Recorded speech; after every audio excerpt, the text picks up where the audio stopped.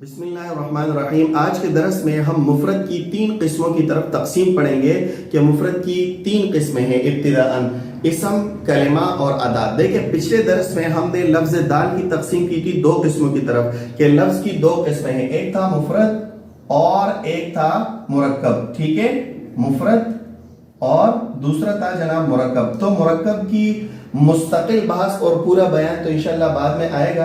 अब यहाँ पर मुफरद की इब्तिदाअन 3 किस्मों की तरफ तकसीम की है कि मुफरद की 3 किस्में हैं। ठीक है, एक है इसम, दूसरा है कलिमा और तीसरी किस्म है मुफरद की अदात।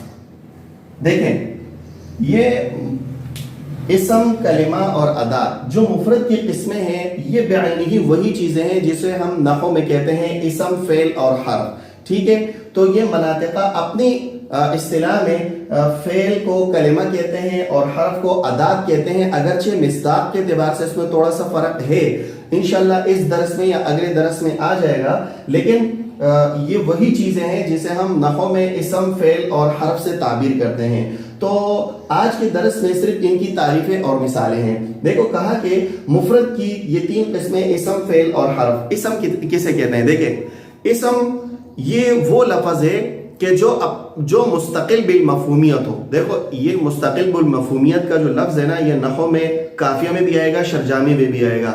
ठीक है, और अगर आप मुस्तकिल आगे किताबें पढ़ते ना हो तो हर जगह ये लफ्ज आएगा मुस्तकिल बिल मफहूमियत। मुस्तकिल बिल मफहूमियत का ये जो लफ्ज है, इसका मतलब ये है कि लफ्ज अपना माना देने में मुस्तकिल हो, लफ्ज अपना माना देने में किसी और लफ्ज का मोहताज ना हो, लफ्ज अपना माना खुद ब खुद देता हो। ठीक है, तो अगर ऐसा लफ्ज है जो मुस्तकिल बिल मफहूमियत है और अपना माना खुद ब खुद दे रहा है और अपना माना देने में किसी और लफ्ज का मोहताज नहीं है, तो इसे कहते हैं इसम। जैसे मिसाल के तौर पर रजुलुन, ठीक है,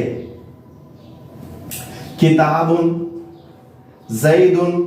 ठीक है, ये तमाम कराची, पाकिस्तान, शुब्बाकुन, मिरवहतुन, कलमुन, ये तमाम के तमाम वो अल्फाज है जो अपना माना खुद ब खुद दे रहे। रजुल का माना मर्द, किताब का माना किताब, ज़ैद का माना एक खास मुसम्मा, एक खास बंदा, एक खास शक्ल सूरत वाला लड़का।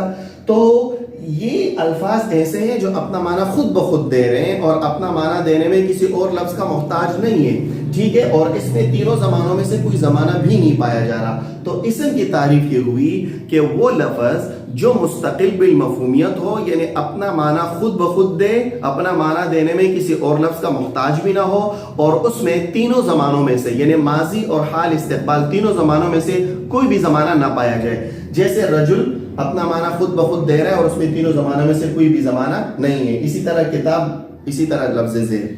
ठीक है, तो ये तो था लफ्ज इसम। अब कलिमा किसे कहते हैं? कलिमा वो लफ्ज है जो मुस्तकिल बिल मफहूमियत तो हो, यानी अपना माना खुद ब खुद दे और अपना माना देने में किसी और लफ्ज का मोहताज ना हो, लेकिन उसमें तीनों जमानों में से कोई जमाना भी पाया जाए। जैसे मिसाल के तौर पर लफ्ज है ज़रबा, यज़रिबु, नसरा वगैरह। ठीक है, तो ये तमाम वो अल्फाज है कि जो अपने माने पर खुद ब खुद दलालत करे। ज़रबा माने हदस पर, ठीक है, यज़रिबु इसमें माना हदस भी है और इसका जो सीगे की शक्ल, सूरत है, हैअत है, तो ये जमाने पर दलालत कर रहा है। ठीक है, तो कलिमा वो लफ्ज है जो अपने माना खुद ब खुद दे, अपना माना देने में किसी और लफ्ज का मोहताज ना हो, और तीनों जमानों में से कोई एक जमाना उसके साथ मिला हुआ हो, कोई एक जमाना उसके अंदर पाया जाए, लेकिन शर्त, बहुत अहम शर्त है कि उसके लफ्ज के सीगे और हैअत और शक्ल सूरत से जमाना समझा जाए। जैसे ज़रबा, अब ज़रबा में शुरू में देखो तीनों हुरूफ पर, तीनों पर फतह है, ज़रबा पर भी, रा पर भी, बा पर भी। यज़रिबु हर्फ अव्वल मफ्तू, हर्फ सानी साकिन, हर्फ सालिस जो है उस पर कसरा है और आखिर पर जम्मा है।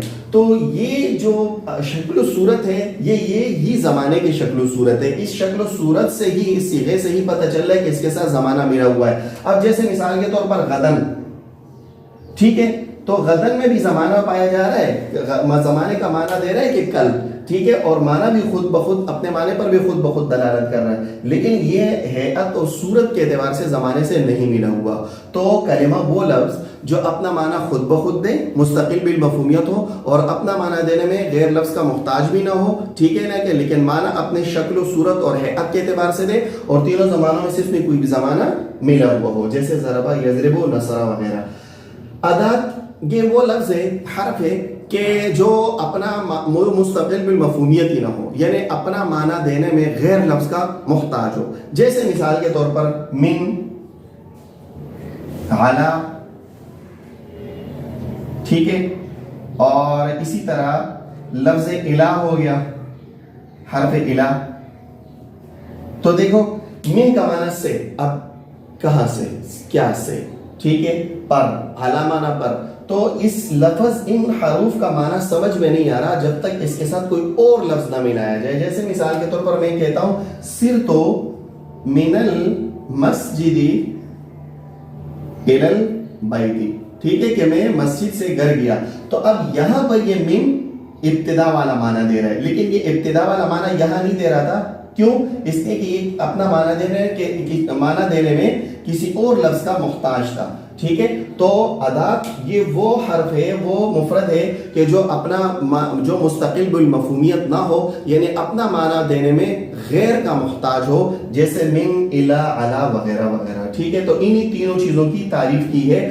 خلاصہ کلام یا وجہ حسر یہ ہے کہ مفرد اپنے معنی دینے میں مستقل بالمفہومیت ہوگا یا نہیں، یعنی اپنا معنی خود بخود ادا کرے گا یا نہیں۔ اگر مستقل بالمفہومیت نہیں ہے، یعنی معنی دینے میں غیر کا محتاج ہے، تو یہ ہے ادات۔ اور اگر لفظ مفرد مستقل بالمفہومیت ہے، یعنی اپنا معنی خود بخود ادا تو کر رہا ہے، تو پھر دو حال سے خالی نہیں، اس میں تینوں زمانوں میں سے کوئی زمانہ پایا جائے گا یا نہیں۔ اگر زمانہ پایا جاتا ہے تو اسے کہتے ہیں کلمہ، اور اگر زمانہ نہیں پایا جاتا تو وہ ہے اسم، ٹھیک ہے۔ دیکھو اسی تینی چیزوں کو مصنف نے اس عبارت میں بیان کیا ہے، کہا کہ ثم المفرد، پھر یہ جو لفظ مفرد ہے انحاء ثلاثۃ، یہ تین قسم پر ہے، ٹھیک ہے۔ لأنہ، کیونکہ ان کان معناہ مستقلا بالمفہومیت، کیونکہ اس لفظ مفرد کا معنی مستقل بالمفہومیت ہوگا، یعنی اپنا معنی دینے میں مستقل ہوگا، اپنے سمجھنے میں مستقل ہوگا۔ کیا مطلب مستقل بالمفہومیت کا؟ کہا کہ ای لم یکن فی فہمہ محتاجا الی ضم ضمیمۃ، کہ اس کا معنی سمجھنے میں، اس کے معنی کے سمجھنے میں ضرورت نہ ہوگی کسی اور لفظ کے ملانے کی۔